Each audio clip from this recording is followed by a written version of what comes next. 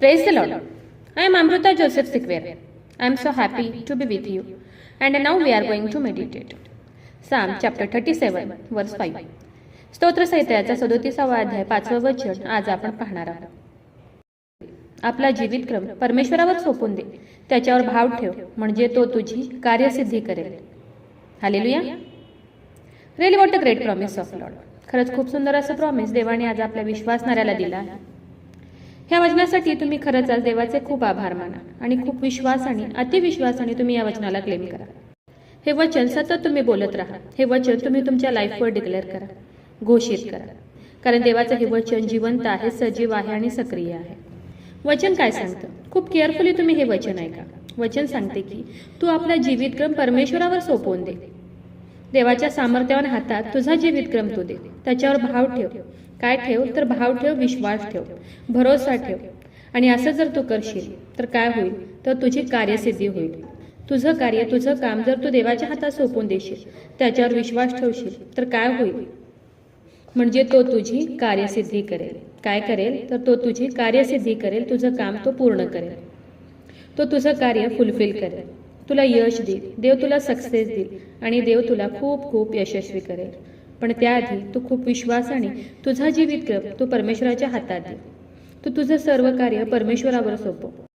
स्वतः कोणत्याही गोष्टीचा विचार करू नको, तर तू तुझं सर्व कार्य परमेश्वरावर सोपव, म्हणजे तो तुझी कार्यसिद्धी करेल.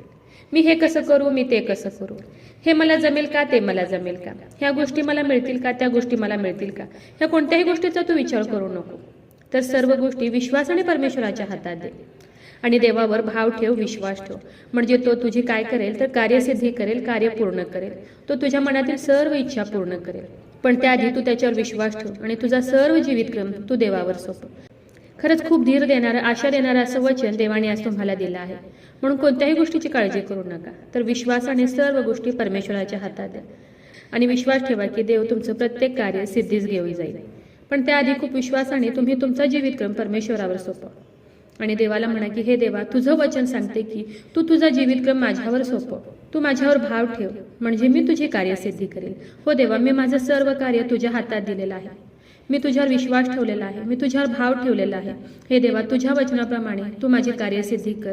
जे काही काम मी हातात घेईन ते सर्व काम सिद्धीस जाऊ दे, पूर्ण होऊ दे, अशी तुम्ही आज देवाला प्रार्थना करा आणि विश्वास ठेवा की तुमचे सर्व कार्य देव सिद्धीस घेऊन जाईल. तो तुमच्या हाताचे सर्व कार्य पूर्ण करेल. देव तुम्हाला यश देईल, बरकत देईल, सक्सेस देईल आणि तो तुमची कार्यसिद्धी करेल. पण त्याआधी तुम्ही देवाच्या वचनावर विश्वास ठेवा. दिवस रात्र देवाचं हे वचन तुम्ही स्वतःवर घोषित करा, डिक्लेअर करा. रोज सकाळी उठल्यावर देवाचं हे वचन तुम्ही तुमच्या मुखाने कन्फेस करा, कबूल करा की हे देवा, तू म्हटलंय की तुझा जीवितक्रम तू माझ्यावर सोपव.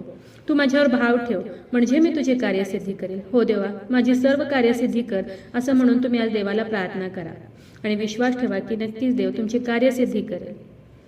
तर चला देवाच्या वचनावर विश्वास ठेवूया, त्याच्या ह्या वचनाला क्लेम करूया. नक्कीच या वचनाद्वारे देव तुम्हाला खूप खूप आशीर्वादित करू. खूप जणांना देवाच्या ह्या जिवंत वचनाची गरज आहे. खूप जणांपर्यंत तुम्ही देवाचं हे जिवंत वचन शेअर करा. देव तुम्हाला खूप खूप आशीर्वादित करू. शाल वी प्रे?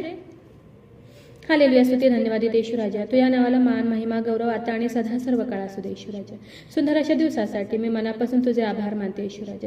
सुंदर असं गोड प्रॉमिस प्रभू येशू बाप्पा तू आज आम्हाला दिले उपकार मानते येशू राजा.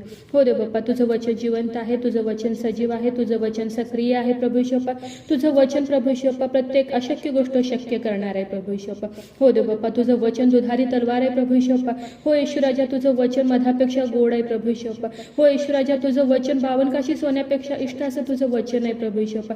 आणि ते जिवंत वचन रोज प्रतिदिवशी आम्हाला देतो. खरं देव बाप्पा, धन्यवाद देते. खूप प्रेम, खूप माया देव बाप्पा तू आज आम्हावर केली उपकार मानते येशू राजा.